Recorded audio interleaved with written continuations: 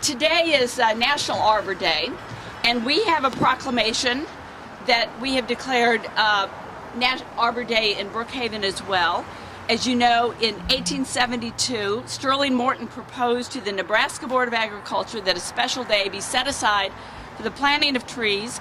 This holiday called Arbor Day was first observed with the planting of more than 1 million trees in Nebraska. Arbor Day is now observed throughout the nation and the world because we know that trees can reduce the erosion of our precious topsoil, can cut heating and cooling costs, moderate the temperature, clean the air, produce life-giving oxygen, and provide habitat for our wildlife. Trees are a renewable resource, giving us paper and wood for our home, fuel for our fires, and countless other wood products, especially here in Georgia.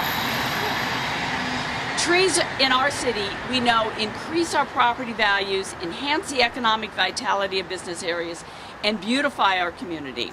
Wherever they are planted, trees are a source of joy and spiritual renewal. The council is all committed to our city as a green city in all of its implications, both environmentally sound, trying to find the best way to be good stewards of our community. We have launched this day to really pledge to you our commitment to preserve and spread our tree canopy. We understand what a precious resource it is. This week, we also named the cherry tree as our official city tree. Now, why the cherry tree, do we say? Well, is it not the most beautiful tree in the spring? It's really the first of the blossoms to come out. It's an early bloomer. We love all trees. We love all blooming trees.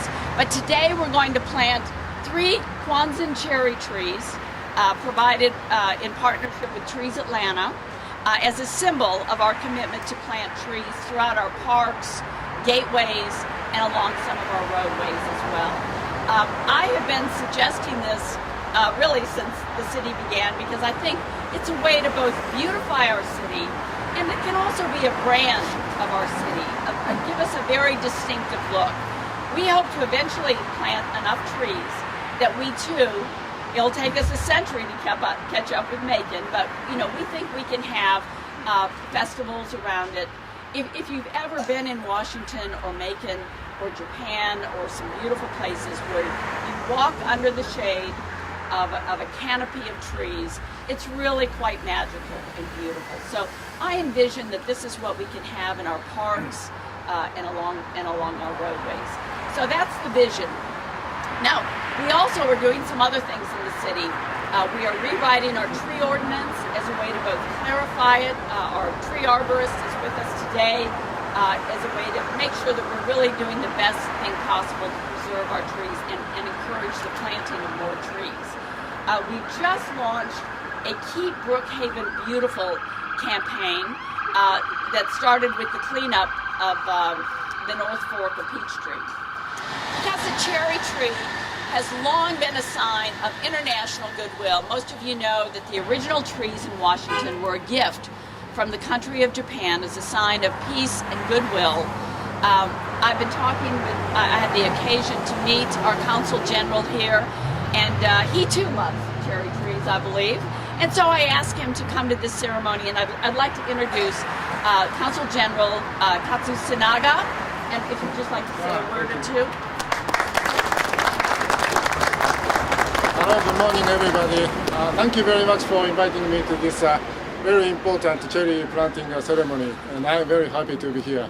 And as Rebecca said, the cherry tree is a symbol of Japan and also the symbol of the US-Japan friendship, because as she said, Japan donated a lot of trees more than 100 years ago to Washington.